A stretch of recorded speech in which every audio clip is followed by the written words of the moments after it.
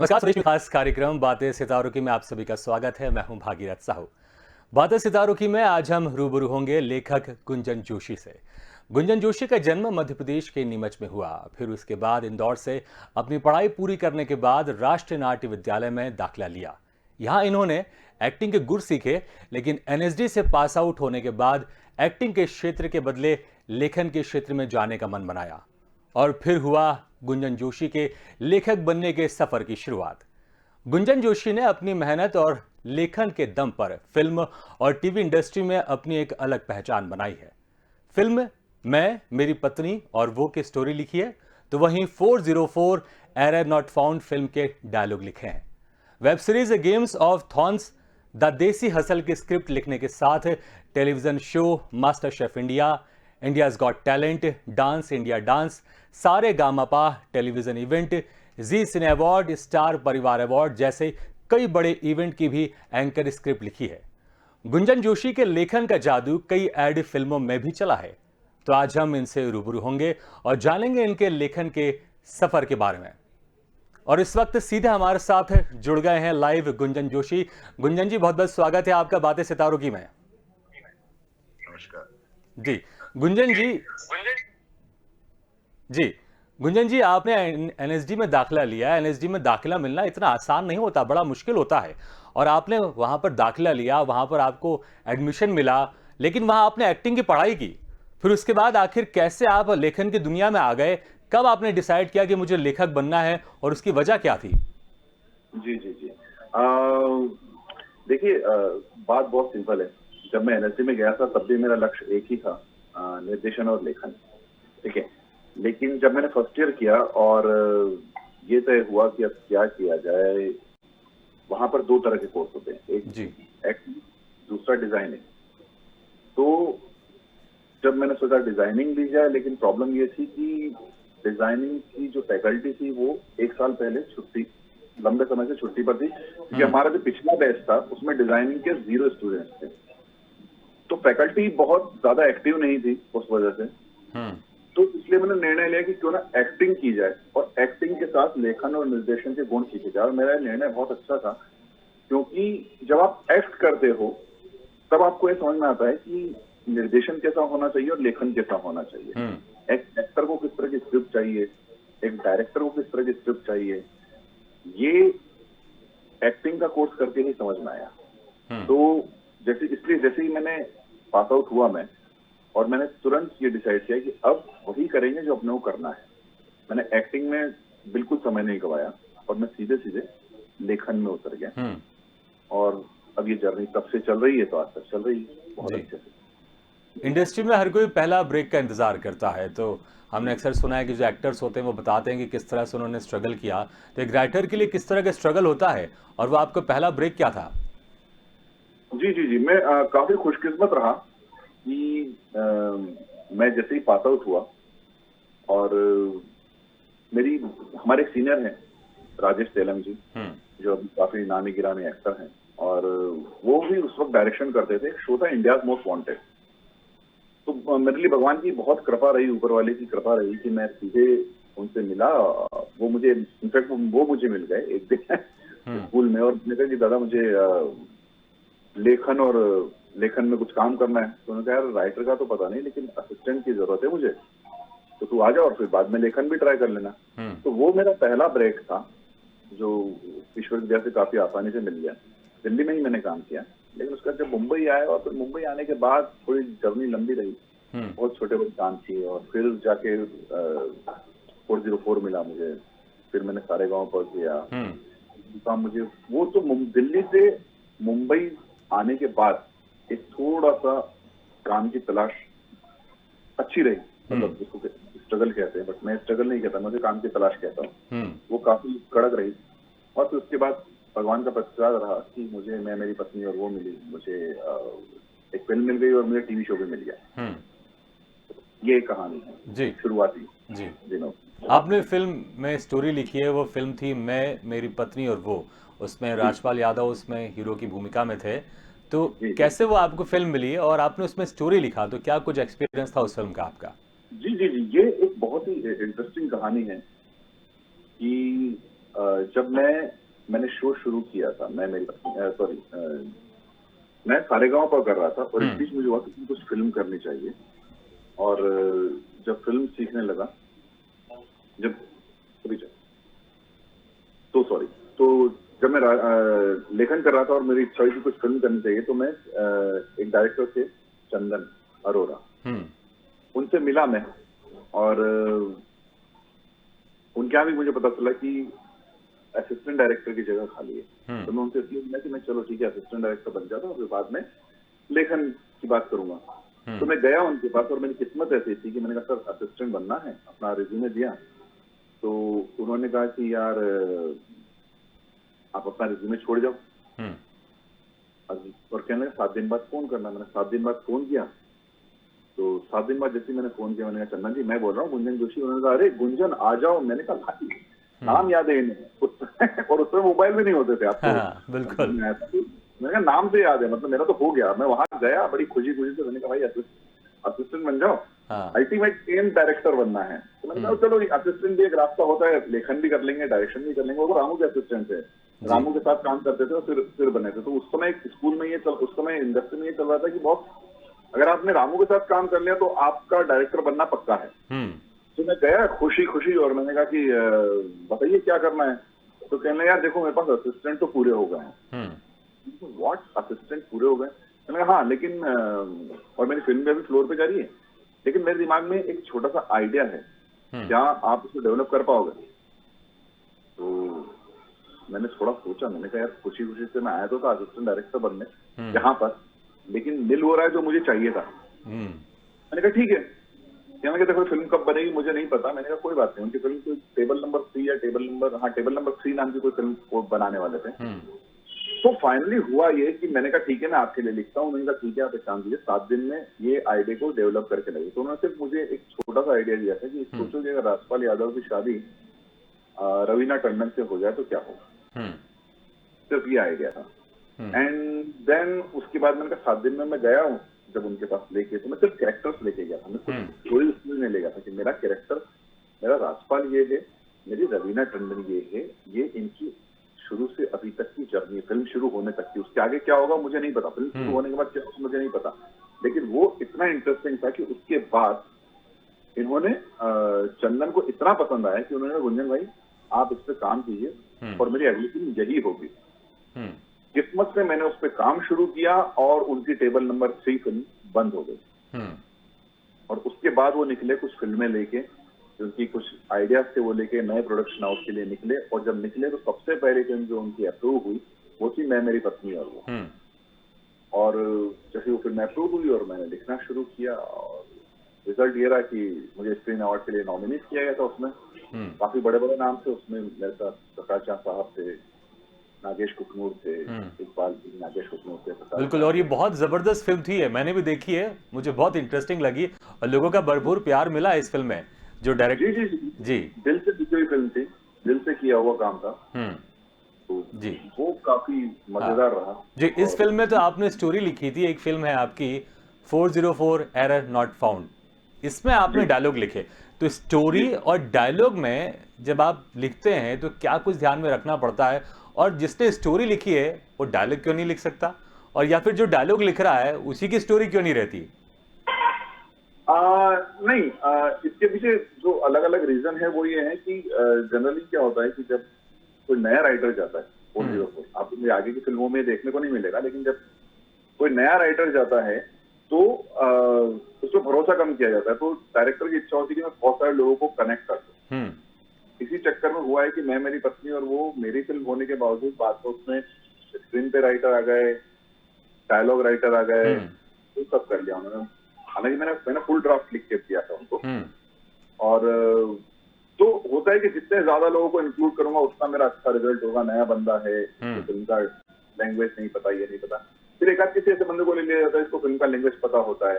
Plus जो कुछ director होते हैं जिसमें मतलब कुछ चंदन अरोरा भी था, उनको भी लगा कि यार अरे आइडिया तो मेरा था, हालांकि आइडिया राजपाल का था, बट आइडिया मैंने डिलीवर किया तो मेरा भी नाम होना चाहिए। तो वो भी उनका भी उन्होंने किसी में नाम वाम डाल दिया। मैं एकदम नया था, मैंने कहा चलो ठीक है, ज्यादा सेफ्टी नहीं बरत पाया जो एक राइटर को बरतनी चाहिए। तो मैंने कहा चलो ठीक है, लेकिन 404 का एक किस्सा है कि 404 प्रवाल रमन कर रहे थे, तो स्टोरी का स्क्रीन पे उन्हीं का लिखा हुआ था, इनफैक्ट उनके डायलॉग्स भी लिखे हुए थे। लेकिन जब मैं उनसे मिलने गया एक फिल्म की स्टोरी लेके, उनको बड़ी पसंद आई और उन्होंने कहा यार कि मेरे पास अभी राइट नाउ मैं तुम्हें काम नहीं दे सकता, लेकिन एक काम करता हूँ कि मैं एक फिल्म लिख रहा हूँ, उसमें मुझे एक और ओपिनियन चाहिए, मतलब एक और बंदे के इनपुट चाहिए जो डायलॉग लिख सके। तो वहां मैंने एग्जैक्ट पर्टिकुलर डायलॉग भी लिखे थे। तो और ऐसा नहीं है कि जो स्क्रीन पे लिखता है डायलॉग नहीं लिख सकता, डायलॉग स्क्रीन पे नहीं लिख सकता। सलीम जावेद साहब मिलके पूरी फिल्म लिखते थे, पूरी स्क्रीन पे डायलॉग। तो ऐसा नहीं है, ऐसा हो सकता है, क्यों नहीं हो सकता है। लेकिन मेरी जो पहली कहानी थी उसमें मैं काफी नया था, और जो दूसरी कहानी थी उसमें मुझे स्क्रीन प्ले तैयार मिला था, और मैं एक तरह से प्रवाल का जो लिखा हुआ था उसको एक कदम आगे बढ़ाने के लिए गया। बिल्कुल, उसमें से डायलॉग नहीं, और बहुत ही ज़बरदस्त डायलॉग उसमें आपने लिखे हैं जी। गुंजन जी, जब भी फिल्म या कोई भी हम टीवी सीरियल की बात करें, अगर कोई भी डायरेक्टर प्रोड्यूसर मिलते हैं, बैठते हैं, बातचीत करते हैं कि हमें ये फिल्म बनानी है या हमें ये टीवी सीरियल बनाना है, तो शुरुआत स्टोरी से होती है। शुरुआत स्टोरी से होती है, फिर डायलॉग में जाता, फिर जो तमाम प्रोसेस होते हैं वो होता है, और फिर जब फिल्म हिट हो जाती है या टीवी सीरियल हिट हो जाता है, तो जो हीरो होते हैं, हीरोइन होते हैं, डायरेक्टर होते हैं, ज़्यादातर क्रेडिट उनको चला जाता है। प्रमोशन में भी डायरेक्टर हीरो हीरोइन को भेजा जाता है कि जाइए प्रमोशन कीजिए आप, लेकिन शुरुआत जो होती है वो राइटर करता है। वो राइटर उसको अपने बच्चे की तरह उसको पालता है, उसको उसको बड़ा करता है, वो पूरी हिट होती है फिल्म। और फिर जब जो क्रेडिट की बात आती है, तो राइटर को हमने देखा है तुलनात्मक तौर पर, चाहे वो डायरेक्टर हो या हीरो हो, हीरोइन हो, उतना क्रेडिट नहीं मिलता है लोगों के बीच में भी, क्योंकि नाम जाता है, फेस तो जाता नहीं है। तो कहीं ना कहीं थोड़ा सा बुरा तो जरूर लगता होगा आप लोगों को। हाँ, ऑफकोर्स थोड़ा सा बुरा मानने वाली बात है, लेकिन ये राइटर की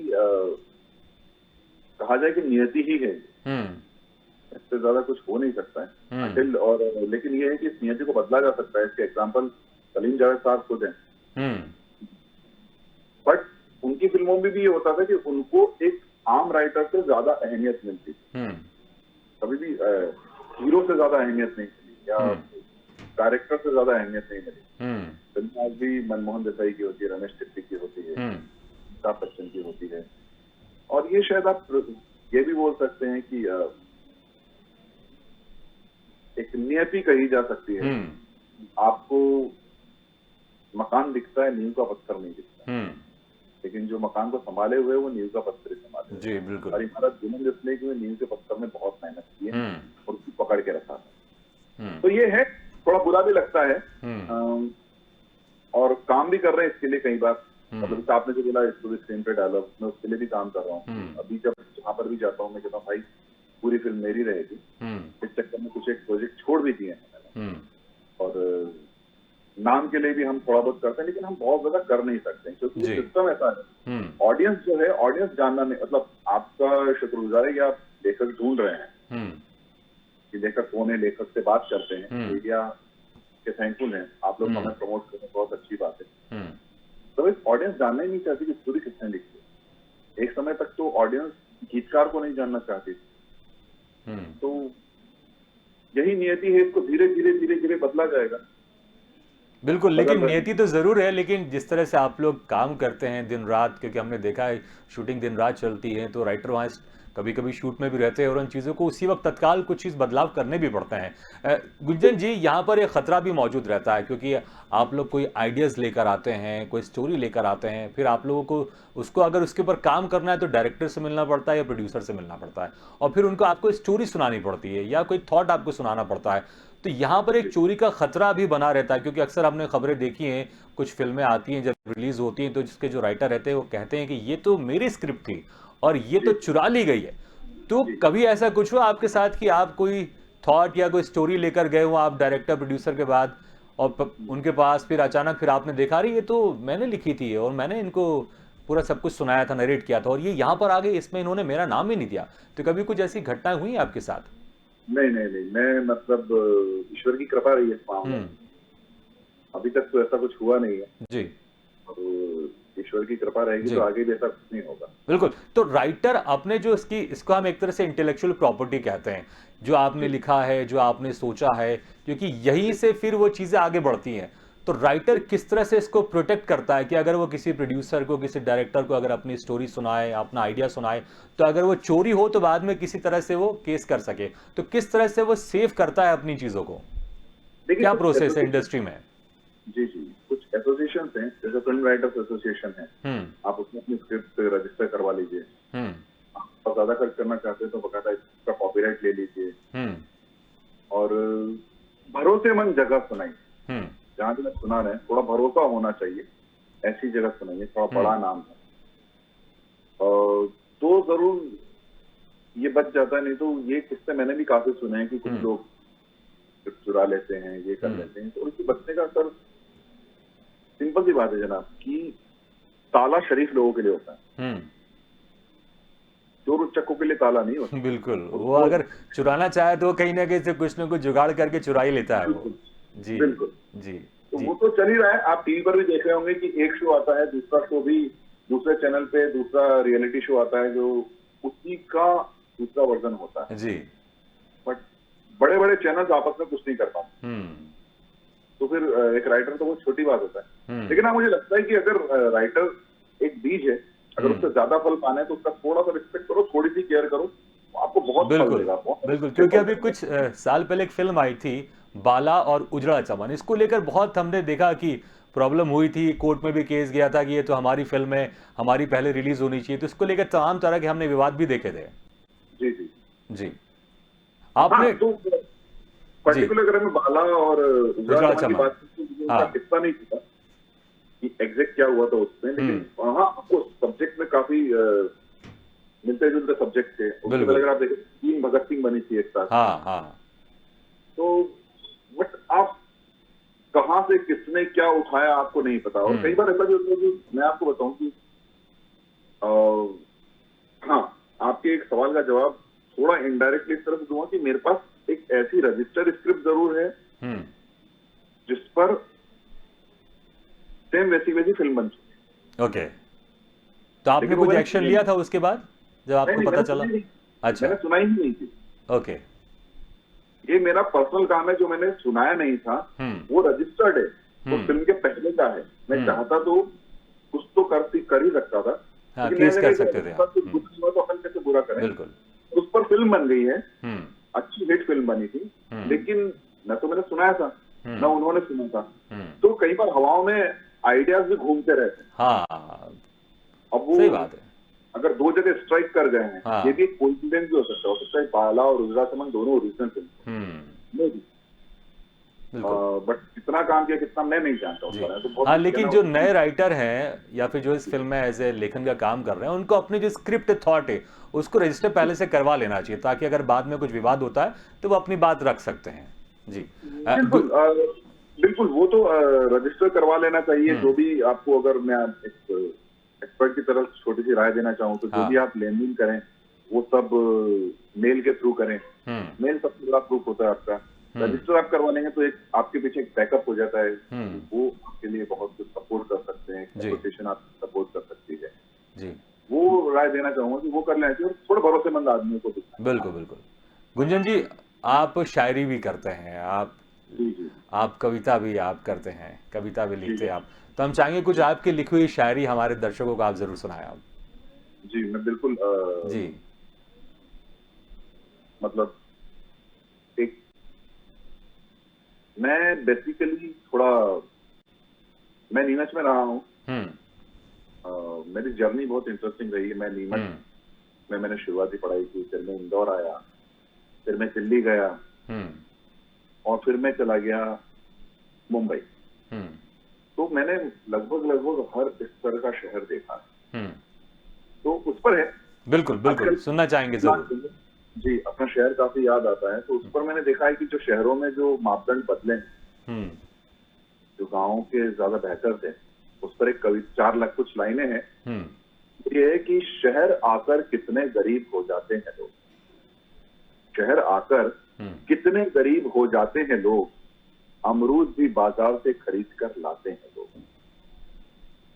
शहर आकर कितने गरीब हो जाते हैं लोग, अमरूद भी बाजार से खरीद कर लाते हैं लोग, जहां भर की खबर रखते हैं लैपटॉप में। वाह, इंटरनेट सब कुछ देता है कि जहां भर की खबर रखते हैं लैपटॉप में, अपने ही पड़ोसी को कहां पहचान पाते हैं लोग।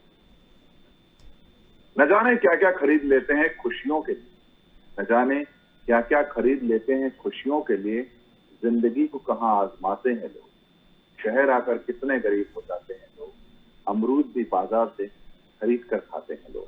बहुत बढ़िया, बहुत बढ़िया, तो बहुत खूब। बेसिकली इसमें वो सारे थॉट हैं बिल्कुल, वो कि सारे थॉट है जो एक नीमच से पहुंचकर मुंबई एक लड़का वहां पहुंचा है, तो जो उसकी जी फीलिंग्स होती हैं वो आपने बकायदा फीलिंग अपनी शायरी में आपने बताई है।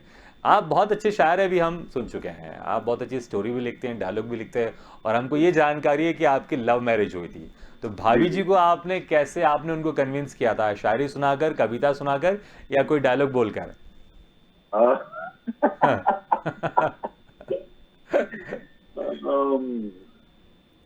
एक्चुअली ये भी है ना, जैसे मैंने आपको बताया ना कि मुझे पहला ब्रेक कैसे मिला था, जी।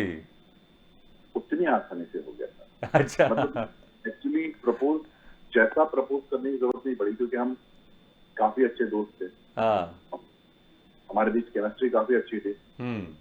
एंड सडनली एक दिन हमारे एक मित्र थे जो नहीं रहे हैं, हम्म। वो एक दिन ऐसे ही उनको कहीं से खबर लगी कि हमारे बीच कुछ चल रहा है, जैसे भाभी जी कह रहे थे, तो उसने कहा, क्या भाभी भाभी कह सकते हैं। हालांकि ऑफिशियल अफेयर जैसा कुछ शुरू नहीं हुआ था, हम्म। तो मैंने सोचा यही मौका है सही। तो मैंने कहा यार, अगर ये कह रहा है इसको सच कर दे तो हाँ। की मजाक करें। अच्छा, राइटर का दिमाग तो था ही। मैंने कहा ये जो सीन क्रिएट हुआ है, इस हाँ। सीन से ही निकालना पड़ेगा। तो एक्टर से यार इसी से कुछ मैंने कहा ये सच कर दे तो। कह रहे क्या मजाक कर रहा है, मजाक नहीं कर रहा, सीरियस कर रहा हूँ, सीरियस हाँ। बोल रहा हूँ। तो we were in Kullu hmm. And जहाँ मैंने उससे बकायदा कहा, मैंने कहा कि शादी करोगे मुझसे? She said, "Yeah, अच्छा, ठीक है, फ्लैट कर फ्लैट बोला बिल्कुल आपने कोई, क्योंकि हम उम्मीद कर रहे थे कि शायद कुछ मैंने यही बोला, शायरी मैंने कहा आपने बोली हो या कुछ कविता बोला आपने। नहीं नहीं, कविता वविता सब बाद में लिखी थी, उसके पहले उनको कविताएं वगैरह सुनाई थी मैंने। अच्छा, इसमें एक और मैं जरूर जानना चाहूंगा, क्योंकि कहते हैं जब हम किसी से प्यार करते हैं और उसको प्रपोज करने जाते हैं जी तो हमारे दिल की जो हार्ट बीट से बहुत बढ़ जाती है और हमारे जो दिमाग होता है थोड़ा सा काम करना बंद कर देता है। तो क्या कुछ जी ऐसा जी। हुआ था, इसलिए आपने कुछ शायरी बनाई भी थी या कुछ डायलॉग बनाए भी थे तो वो जुबान से निकल नहीं पाए, इसलिए आपने सीधे फ्लैट नहीं बोल नहीं दिया? नहीं, बिल्कुल बिल्कुल बिल्कुल। पहले मैंने काफी कोशिश की थी कि मैं पहले बैठ के सिस्टम से बात करूंगा, हाँ। ये बोलूंगा, फलाना बोलूंगा। मुझे अभी भी याद है कि कुछ उसको एक बार मैंने ऐसे ही शेर सुनाया था कि सख्ती गर्मी में लाल बहार लाया हूँ, आ लग जा गले मुझसे, मैं गुलमोहर की छांव पे चलकर आया हूँ। वाह। तो शेर में एक मतलब कि नहीं अच्छा है, लेकिन इसका मतलब क्या है? मैंने मतलब कुछ नहीं, कविता है। मुझे जो आगे बोलना था वो मैं भूल गया, तो इसलिए मैंने कहा भाई जितना मौका मिल रहा है, हम्म। क्योंकि जब आपको मोहब्बत होती है ना, तो ये शायरी वगैरह सब साइड में रखी जाएगी। बिल्कुल। आपका जो जीवन का मकसद होता है वो बिल्कुल क्लियर होता है हाँ। कि प्रपोज करना है। आप हम्म। बनाते बहुत कुछ हैं, और आपने देखा होगा जब जब आप जिंदगी में बहुत कुछ डिजाइन करते हैं, हम्म। डिजाइन करके सिर्फ फिल्म बन सकती है सर, हम्म। डिजाइन करके जिंदगी नहीं बन सकती। सही बात है। तो डिजाइन करने के लिए मैंने फिल्में रखी है, सीरियल रखे हैं, हम्म। और जिंदगी को मैं वैसे ही जीता हूँ जैसा फ्लो चलता है। तो जी। ये कहानी। आपने बहुत सारे जो टेलीविज़न शो होते हैं हमने देखे तमाम तरह के, मास्टर शेफ हो गए, इंडियाज़ गॉट टैलेंट हो गए, डांस इंडिया डांस हो गए, उसमें जो जी एंकर आता है जिस तरह से वो संवाद करते हैं दर्शकों के साथ, तो आपने उसकी स्क्रिप्ट लिखी है, तो ये एंकर जी स्क्रिप्ट क्या होती है ज़रा हम जानना चाहेंगे, और किस तरह से आप इसको लिखते हैं? जी। ये बेसिकली इसमें बहुत सारे लोग मुझसे पूछते भी हैं कि यार रियलिटी में क्या लिखना है। हम्म। बट क्या होता है कि रियलिटी में लिखने लायक बहुत सारी चीजें ये होती है कि जो चीजें फिक्स हैं हम्म। वो लिखा जा सकता है। हम्म। ठीक है, जैसे अगर मान लीजिए कोई सा भी शो है, तो आपने शो का ओपनिंग, ठीक है, हम्म। ओपनिंग के वक्त वो किस किस जजेस से या किस किस कंटेस्टेंट से एंकर क्या बात कर सकता है, उनके सवाल। हम्म। जैसे आप लोग भी जब इंटरव्यू करते हैं तो आपके सवाल फिक्स होते हैं, हम्म। जवाब सबसे सवाल, ठीक है। और तो उनके सवाल, उसके बाद कहाँ पे पहला वो आज की थीम जो भी है आपके एपिसोड की थीम वो इंट्रोड्यूस करेगा, हम्म। शो को इंट्रोड्यूस करेगा, थीम को इंट्रोड्यूस करेगा, और फिर फर्स्ट कंटेस्टेंट को इंट्रोड्यूस करेगा। हम्म। अगर आपने देखा हो तो हर शो का एक मूड होता है, हम्म। ठीक है। कभी हम एक शहर, हर कंटेस्टेंट के शहर की बात करते हैं, कभी हम हर कंटेस्टेंट के मूड की बात करते हैं, कभी हम हर कंटेस्टेंट के जो खास पहचान है उसकी बात करते हैं। तो एक थ्रेड होता है, उस थ्रेड के हिसाब से उसे इंट्रोड्यूस किया जाता है। अगर कोई पर्टिकुलर गाना है जिसके बारे में कुछ खास कहा जा सके, मैं एक सिंगिंग टैलेंट शो के हिसाब से आपको एग्जाम्पल देता हूँ। मान लीजिए गाना है, गाने के लिए अगर कुछ कहा जा सके कि यार ये गीत गा रहे हैं जो लता जी ने इतने टेस्ट में गाया था, वो गीत बिल्कुल, तो मूड के हिसाब से आप उसको लिखते हैं। जी गुंजन जी, आप एक ट्रेंड एक्टर भी हैं, एनएसडी से आप पास आउट हैं, तो आपका लिखा हुआ कोई डायलॉग हम चाहेंगे आप एक्टिंग के अंदाज में आप बोले तो हमारे दर्शकों को और मजा आएगा। सर मैं मतलब रियलिटी हाँ, क्योंकि आप एक्टर भी हैं, यहाँ पर एक्सक्यूज नहीं चलेगा। एनएसडी से पास आउट है भैया आप। हाँ, तो वो होता है कि सर ये आपने बड़े पशुपेश में डाल दिया। मतलब कोई सा भी एक्टिंग एक्टर में हूँ, लेकिन प्रैक्टिस बहुत निकल गया। कोई बात नहीं, हम तो डायलॉग सुनना चाहेंगे हम। हाँ, मैंने एक बार कहीं लिखा था जो थोड़ा अनरिलीज है। वो ये था कि लगभग ऐसी सिचुएशन पे था कि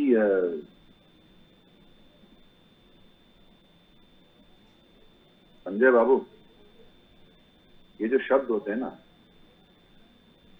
ये बेवफा प्रेमिका जैसे होते हैं। जब उनकी सबसे ज्यादा जरूरत होती है तब साथ छोड़कर चले जाते हैं। तो व्यक्ति के लिए नहीं, बहुत खूब, बहुत ही मार्मिक ये डायलॉग था ये। गुंजन जी, बात करना तो आपसे हम और चाहते हैं, लेकिन समय की कमी है। तो आपको भविष्य के लिए बहुत बहुत शुभकामनाएं। यूं ही आप लगातार काम करते रहें और आगे बढ़ते रहें। बहुत बहुत धन्यवाद, आपने हमको मौका दिया, समय दिया आपसे बातचीत करने के लिए। तो बातें सितारों की में आज हमने बात की लेखक गुंजन जोशी से। अगले बार हम फिर किसी शख्सियत से मुलाकात करेंगे, तब तक के लिए दीजिए इजाजत। लेकिन खबरों का सिलसिला लगातार जारी, आप देखते रहिए स्वदेश न्यूज़।